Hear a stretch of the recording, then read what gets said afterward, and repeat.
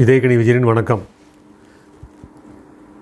எம்ஜிஆர் தம்மை இழிவு செய்யும் மடமையை நிறுத்துவோம்.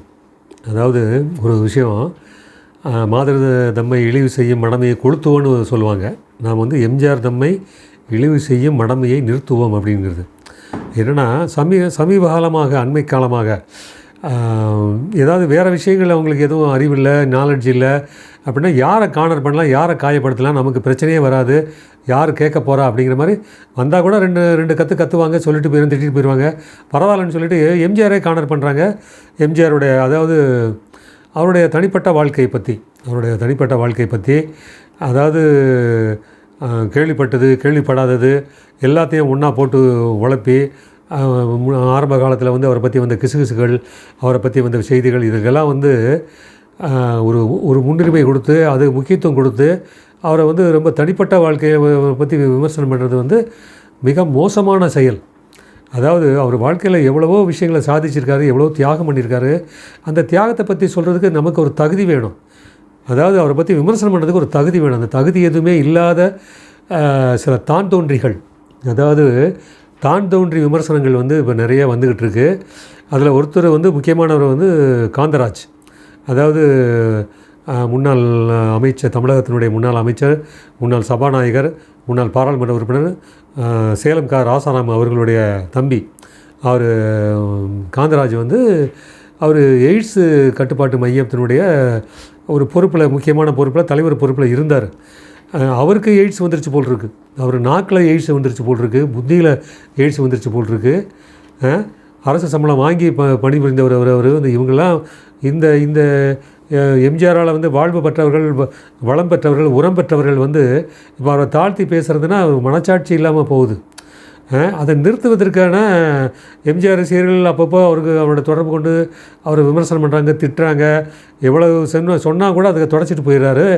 ஒரு வயதுக்கு ஒரு அறிவு வேணும், ஒரு வயதுக்கு ஒரு பக்குவம் வேண்டும், ஒரு வயதுக்கு ஒரு புத்தி வேண்டும், ஒரு வயதுக்கு நல்ல தன்மை வேண்டும். வயது கடந்தவர் தடுமாறி ஒரு மோசமான விஷயங்களை பேசலாமா? அவருக்கு அறிவு வேண்டாம், கொஞ்சமாவது அறிவு வேண்டாம். அதான் தான் தோன்றித்தனம்னு சொன்னேன் நான். இவர் பேரை சொன்னார், பேர் சொல்லாமல் சில பேர், அதாவது அண்மையில் அபிநய சரஸ்வதி, திருமதி சரோஜாதேவி அவர்கள் காலமானால் அதுக்கு இரங்கல் சொல்லணும், அதுக்கு நினைவு கூறலாம், அதோட நல்ல விஷயங்களை, பண்புகளை சொல்லலாம்.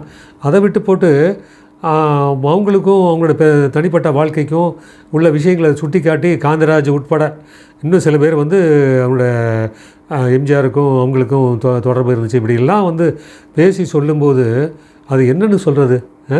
ஒரு மனச்சாட்சி வேண்டாமா? நீங்கள் சாப்பிட்ற சாப்பாடு அதில் வந்த சாப்பாடு தான், அந்த சாப்பாட்டில் உப்பை போடுறது பதில் வேறு எதையோ நீங்கள் போட்டு சாப்பிட்றீங்க.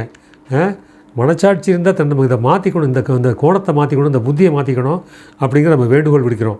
இதில் இன்னொன்றுனா, இதை ஒரு மீடியாவில் உள்ள ஒரு பெரிய அளவில் 100 ஆண்டு காலம் கண்டு ஆனந்த விடலையே ஒரு தவறை பண்ணியிருக்காங்க.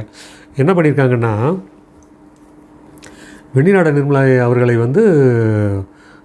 பேட்டி கண்டிருக்காங்க. அதாவது இதயக்கனி படம் வெளிவந்து 50 ஆண்டுகள் ஆகுது. அந்த படத்தில் நிர்மலா அவர்கள் 2 பாடல் காட்சிகளை நடிச்சிருக்காங்க.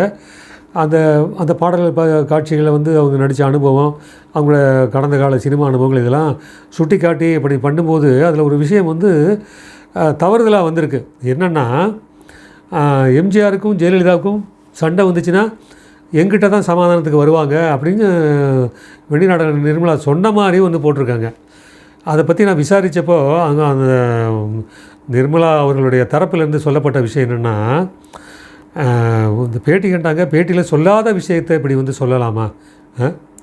அது எம்ஜிஆரும் ஆகட்டும், ஜெயலலிதாவாகட்டும், அவங்களோட தனிப்பட்ட விஷயங்களை அவங்களுக்கு என்ன பிரச்சனையாக இருந்தாலும், தனிப்பட்ட அவங்களுடைய வாழ்க்கையில் என்ன நடந்தாலும் அது வெளியில் போய் யார்ட்டையாவது அதை பற்றி அதை நான் எம்ஜிஆரோட சண்டை போட்டேன் அப்படி சொல்லி ஏதாவது சொல்லுவாங்களா?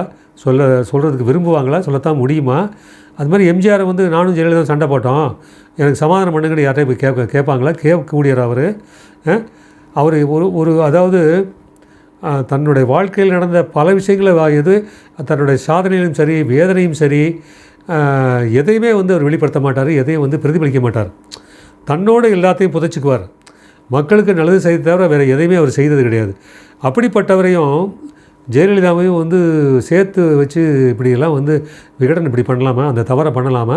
அதாவது இன்றைக்கி ஜேர்னலிசத்தில் வந்து கற்றுக்குட்டிக்கு நிறைய வந்துட்டாங்க. ஒரு முன் அனுபவம் கிடையாது, எதை சொல்லணும் எதை சொல்லக்கூடாது அப்படிங்கிற எந்த அறிவும் கிடையாது, எந்த நாலேஜும் கிடையாது. அதை ட்ரைனிங்கும் பண்ணுறதில்ல. விகடன் அந்த தவறை பண்ணலாமா? அதாவது இளம் வயதினர் நிறைய பேர் உள்ளே வந்துடுறாங்க. சிவாஜிக்கிட்டேயே வந்து ஒரு இடம் போய் கேட்டாங்களாம், உங்கள் முதல் படம் என்னன்னு சிவாஜிக்கிட்ட போய் கேட்டிருக்காங்க. என் முதல் படம் என்னன்னு தெரிஞ்சுக்கிட்டு வந்து என்கிட்ட வந்து பேச வந்துருன்னு சொல்லி சிவாஜி திருப்பி அனுப்பிச்சாராம். அப்படி ஆளுங்க தான் இன்றைக்கி இருக்காங்க.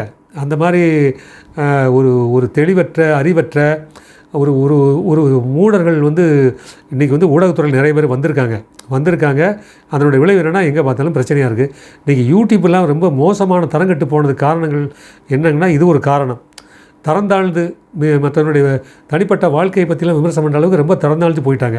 அதில் இந்த நிர்மலா அவர்களுடைய அந்த ஒரு விஷயம் வந்து அப்படி சொல்லும்போது அவங்க இத்தனை வருஷ வாழ்க்கையில் வந்து அவங்க எவ்வளவு கஷ்டப்பட்டிருப்பாங்க, எவ்வளோ வேதனைப்பட்டிருப்பாங்க, எவ்வளோ துன்பப்பட்டிருப்பாங்க. சாதனைகள் ஒரு பக்கம் இருக்கட்டும், சொந்த படம் எடுத்து அதனால் வந்து பெரிய பொருள் இழந்து அதுலேருந்து மீண்டு வர்றதுக்கு என்ன பாடுபட்டாங்க, என்ன போராடினாங்க அப்படிங்கிறதெல்லாம் வந்து பார்த்தா பெரிய கதை. அவங்களுக்கு ஒரு வருமானம் வேணுங்கிறதுக்காக எம்ஜிஆர் வந்து தொடர்ந்து அவருடைய படங்களை வந்து நிர்மலா நடிக்க வச்சார். அதாவது இன்று போல் என்று வாழ்க, ஊர்குலைப்பவன், இதயக்கனி, இப்படி படங்களை வரிசையாக நடிக்க வச்சு அதுக்கு ஒரு வருமானம் கிடைக்கிறதுக்கான ஏற்பாடெல்லாம் பண்ணார். அப்படி அது ஒரு காலம், அது ஒரு சினிமாவினுடைய பொற்காலம். அந்த மாதிரி இருந்தது. அது மாதிரி அனுபவங்களை கொண்டுகிட்ட பற்றி எப்படி சொல்லணும், எப்படி வெளிப்படுத்தணும்? விகடனில் வந்து நிர்வாகத்தில் உள்ள அந்த உரிமையாளருக்கு அந்த ஒரு அக்கறையும் அந்த இதுவும் தெளிவு வேண்டாமா? முன்ன ஒரு இடம் இதே பிரச்சனை தான் எழுத்தாளர் ஜெயதேவன் மூலமாக ஜெயமோகன் மூலமாக ஒரு பிரச்சனை வந்தது.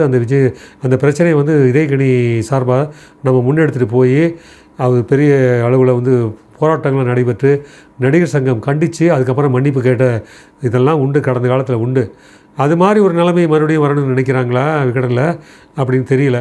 ஆனால் நடிகர் சங்கம் இதை ஏன் வந்து பொருட்படுத்தாமல் போகிறாங்க? இப்படியெல்லாம் எழுதுகிறாங்க, இப்படிலாம் பண்ணுறாங்கன்னு சொல்லி இவங்க வந்து வேதனைப்பட்டு இதுன்னு சொன்னால் அதை கண்டுக்காமல் இருக்காங்க, அதை போகாமல் இருக்குது, அதை பற்றி வந்து விமர்சனம் பண்ணாமல் இருக்காங்க. இவ்வளோ விஷயங்கள் நடக்குது. வெளியிலேருந்து சினிமா துறையில் உள்ளவனும் ஒரு ஆபாசமாக பேசுகிறாங்க, இழிவாக பேசுகிறாங்க, சினிமா துறைக்கு வெளியிலேருந்து பேசுகிறாங்க. அவங்களையே கண்டிக்கிறதுக்கு சினிமாவுடைய அத்தனை அமைப்புகளும் என்ன தான் பண்ணுது, என்ன செய்யுது? கேட்க வேண்டாமா? இது கேட்கணும். கேட்குறதுக்கு அவங்களுக்கு கடமை இருக்குது, உரிமை இருக்குது. அந்த தெளிவு வேணும். அந்த தெளிவு வேண்டும் என்று கேட்டுக்கொண்டு இந்த விஷயங்களை வந்து மறுபடியும் வந்து எச்சரிக்கையாகவே அவர்களுக்கு சொல்லிக்கொள்வோம். திருப்பி வந்து நம்ம அவங்களுக்கு வந்து வேறு மாதிரி பதிலடி கொடுக்கறதுக்கான சூழ்நிலை அவங்க ஏற்படுத்தக்கூடாது என்று கேட்டுக்கொள்கிறோம். நன்றி, வணக்கம்.